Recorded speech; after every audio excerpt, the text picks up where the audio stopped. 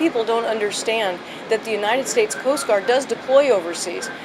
We have a limited view sometimes of the Coast Guard and people that I talk to standing in line at the grocery store, that the Coast Guard works near shore, as the name would imply.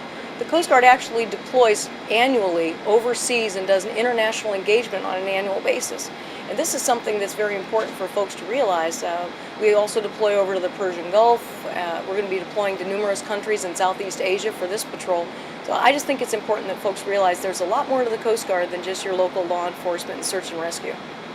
My name's Seaman Ibrahim, first name's Amir, and I'm a non-rate in the Deccan Division on the boat. My name is Brian Gogo. I'm an MK3, and I'm originally from Guam.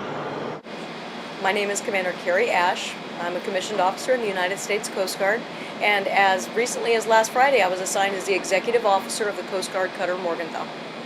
The Coast Guard fleet right now is an older fleet. We are working with a modernization program known as Deepwater to build new cutters. But in the meantime, we have a wonderful fleet of cutters and fabulous crews that know how to maintain these cutters and keep these cutters going. As a decky, there's a lot of different jobs that we have. We're pretty much versatile in pretty much every aspect of the boat. I mean, we handle everything from helm and lookout, up on the bridge, steering and looking out for the boat. Basically, I'm an MK3. That's a machining technician. I work down in main prop division. BMO watches that make rounds of the ship, every hour, making sure that everything's intact and everybody's safe. And we basically make sure nothing breaks on the boat. If it does, we go down to fix it, no matter what time of the day.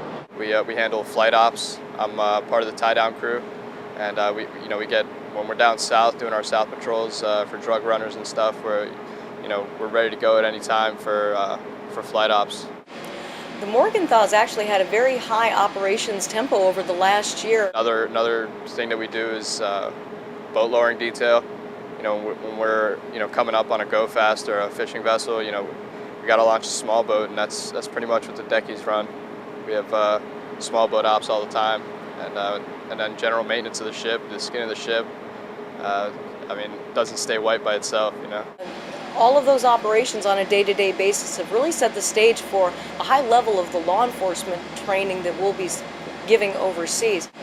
The CARAT patrol is a recurring patrol with the Navy. A lot of people don't realize that the Coast Guard provides a lot of joint support with the Navy for foreign nations that request different levels of training. The Coast Guard, as a law enforcement agency, will join the Navy and provide the law enforcement and search and rescue training aspects.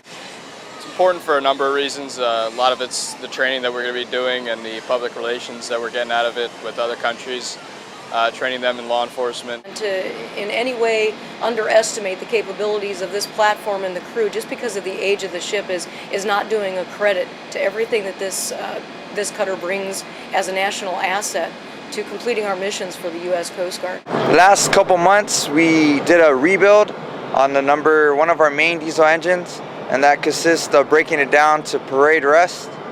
And we took apart all the parts and we cleaned them and replaced the parts that were worn. So basically we have an engine that's been repaired. The Coast Guard right now has faced some challenges having an aging fleet. We are working with the modernization program to upgrade our cutters and build new cutters and aircraft. But the fleet that we have right now is a very capable fleet. We have competent crews. We have an outstanding maintenance and support network that's been established between the cutter and the crew shoreside.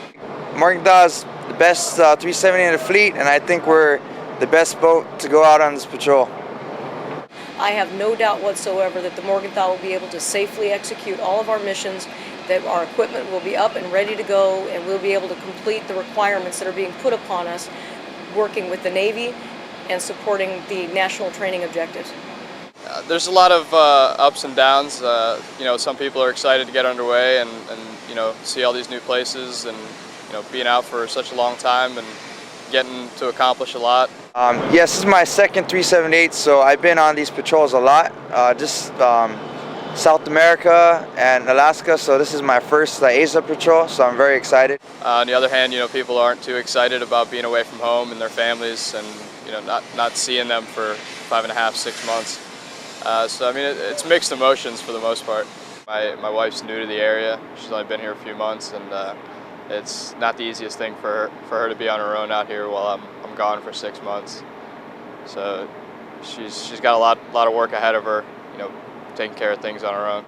You can't really say, you can never be too prepared leaving for months at a time, but I'm used to it already, so basically just try to spend as much time with my family as I can. There's only so much you can do to get prepared. I mean, there's only so much you can bring. Basically, most of the preparation is mentally being away and, you know, being out to sea for so long and getting ready to visit all these different countries and places you've never seen before and different customs and courtesies. Really looking forward to Thailand.